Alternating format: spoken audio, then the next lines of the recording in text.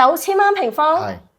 我係有諗過你會壓我價，但係我冇諗到你會壓到我咁低個價。21年、22年嗰時，香港人過嚟大陸呢邊套現買房套現，你都唔知有幾多房發拍緊，到依家都未拍晒。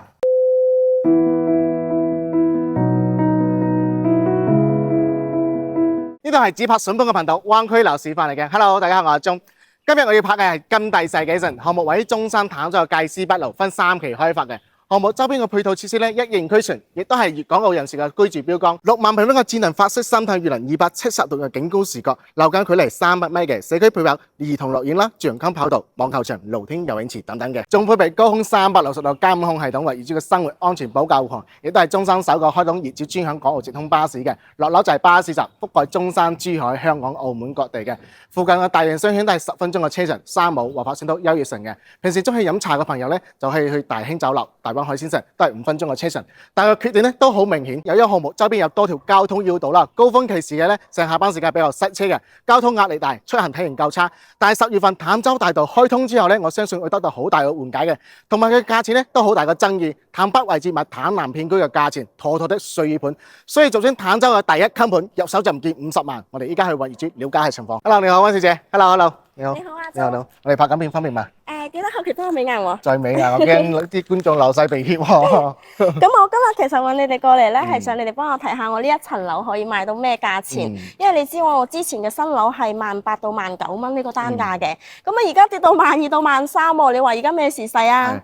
不過咧，其實我非常了解你嘅心情嘅，而且咧，我講件事可能我要平復翻你嘅少少嘅心情。好似珠海嘅湖心路同埋航空新城咧，之前係賣到3萬蚊一平方嘅，依家跌到11,000、12,000蚊都冇人要嘅。同埋好似香港、深圳同埋上海啲大型城市咧，個樓價都係跌嘅，更加唔使講嚟中山、坦洲啲3線城市啦，係咪先？哇！咁而家跌得咁犀利啊！咁我呢度都仲好啲喎。係咪呢度住咗幾耐啊？呢度？我呢度住咗4年啦。4年。係啊。而且呢度環境都非常之涼爽嘅，而且呢個園林咧都係一個法式園林，係非常之靚仔嘅。係啊，呢度係幾舒服㗎。咁啊，佢平時咧去嗰啲商場啊，或者附近嘅醫院啊、教育啊、學校啊，呢啲都係非常之方便啊嘛，10分鐘嘅車程就到啦。係。咁啊，我平時又中意 shopping，啊嘛，去三武啊、優越城啊呢啲啊，非常之近。係冇錯。同埋咧，崇聖小學同埋坦洲嘅第一小學咧，都係省級學校嚟嘅。而且坦洲嘅人民醫院同埋南華醫院咧，都喺呢附近，5分鐘嘅車程比較到嘅，比較近嘅。呢日你住邊度啊？我住呢一棟咋。OK， 我知。不如同我一齊睇下。OK。你阿鐘就喺呢度啦。OK， 呢度都係2梯4戶呵。係啊。而且呢個走廊都保持得幾乾淨嘅。佢呢度咧私密性好高。係，確實都係一個遮門喺度，咁你就反而更加個私密性高。係啊。呢個採光位嘅通風都比較涼爽嘅。冇錯。面積幾大啊？95平方，做咗3房2廳2衛。OK， 其實你呢度都係個斜角位嚟嘅喎。喺2期嘅產品嚟講咧，基本上都係斜角嚟嘅，而且仲當時欠退咗好多個租客業主喺度。咁你嗰個廚房都係斜角位啦，係啊。而且玄關都係對住主人房嘅，門對門，喺風水學嚟講咧係收唔住財嘅，係嘛？之前年輕啊，買樓唔睇呢啲嘢啊。嗱，真係一個斜角位嚟嘅，可以俾個鏡頭去睇下。不過反而呢個通風咧、採光面咧都比較靚仔嘅啊。而且呢度係望住坦洲嘅景觀，下面呢條馬路咧直行就係優越城啦。係。都係冇任何遮擋嘅。佢呢個南北對流咧比較通風。係比較通風嘅呢度。我之前買呢度咧就係貪佢呢度通風。然後呢度咧。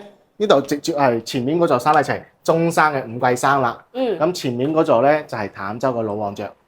我哋依家都係望住園林一個景觀嘅主人台。我平時食完飯咧都會落去跑下步啊、散下步嘅。反而呢度係做咗個風管機嘅設計嘅。係。我哋睇緊休息區。呢一邊。OK。呢度都係望住坦洲嘅景觀嘅，反而都好斜風可以睇到嘅。呢風都冇任何遮擋嘅。都比較涼爽，反而就係當時你裝修比較簡陋咯，衣櫃冇做到頂，其實衣櫃做到頂比較好嘅，唔會積層啊嘛。依家你咁積層係比較個衞生唔方便嘅。我當時都好後悔冇做到嗰個吊頂式衣櫃。其實二期嘅產品咧就比較貼身傳統啲咯，會有一個飄台喺度嘅。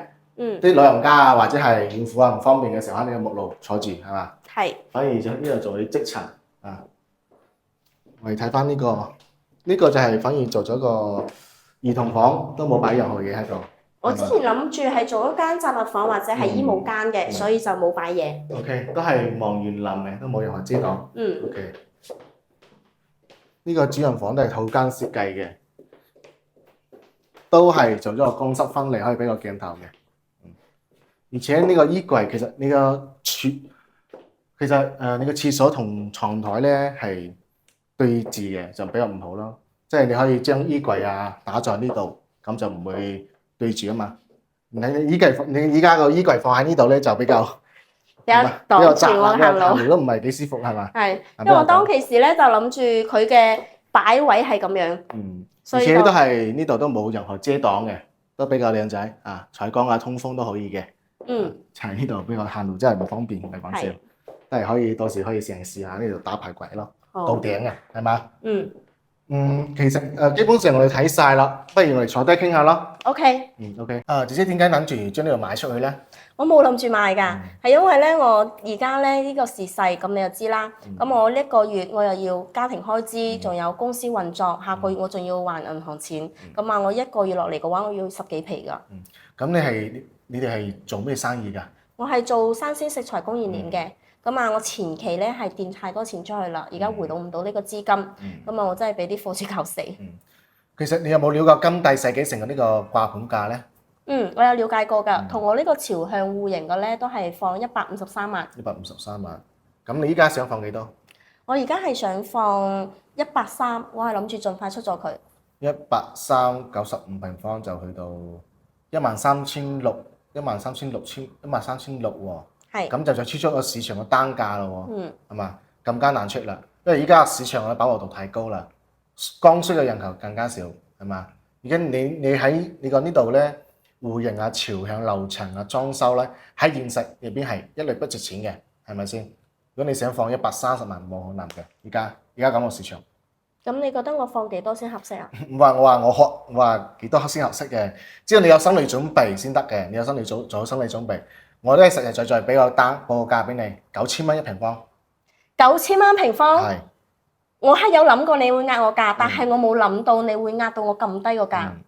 其實咧呢個市場咧呢個單價咧係因為我哋對比個周邊個一個市場個樓盤，同埋你因為依家新樓啊，新樓都係特價單位，都係12000出頭㗎咋。你喺價錢入邊喺同新樓個情況對比下，同埋周邊個對比下，你冇任何優勢之下咧，你只有價差脫穎而出嘅，係咪先？你想盡快解決呢個問題，只有價差可以將呢度放出去。我之前有個中介都係俾我138，俾我呢個價，但係我係諗住話揾你，我信你，我先揾你上嚟拍個視頻。我冇諗到你會俾到我9000蚊呢個單價。咁如果係咁樣嘅話，我放俾佢啦，我138。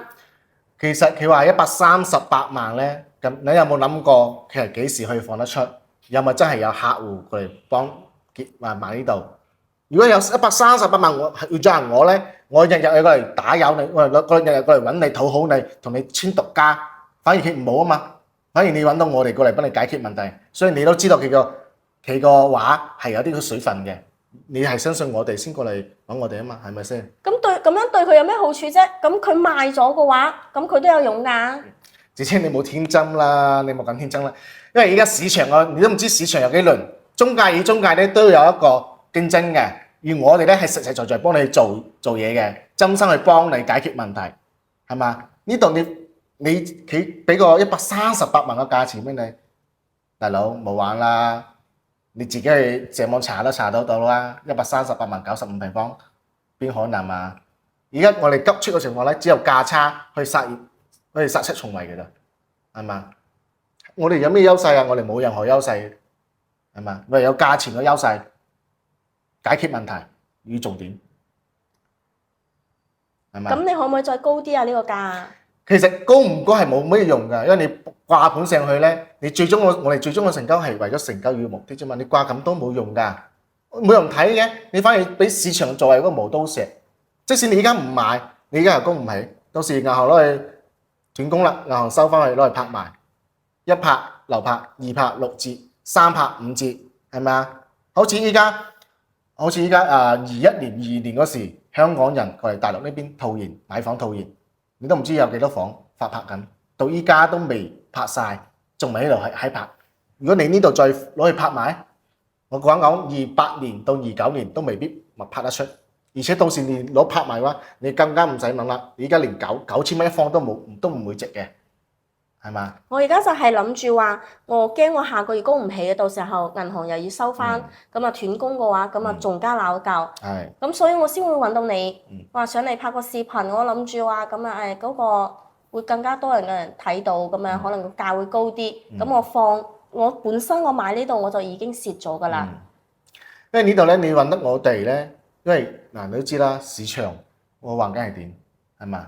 你揾得我哋，我係真心去幫你解決問題嘅。如果你真係信我哋嘅咧，9,000蚊你個單價，我保證1個星期幫你放出去。咁1個星期可以放得出去嘅話，我要一次性結清嘅喎。冇問題。咁好啦。咁到時就俾個密碼俾我哋又到時打下號醒嚟睇下，好唔 OK？咁好。好，咁唔該晒。多謝你。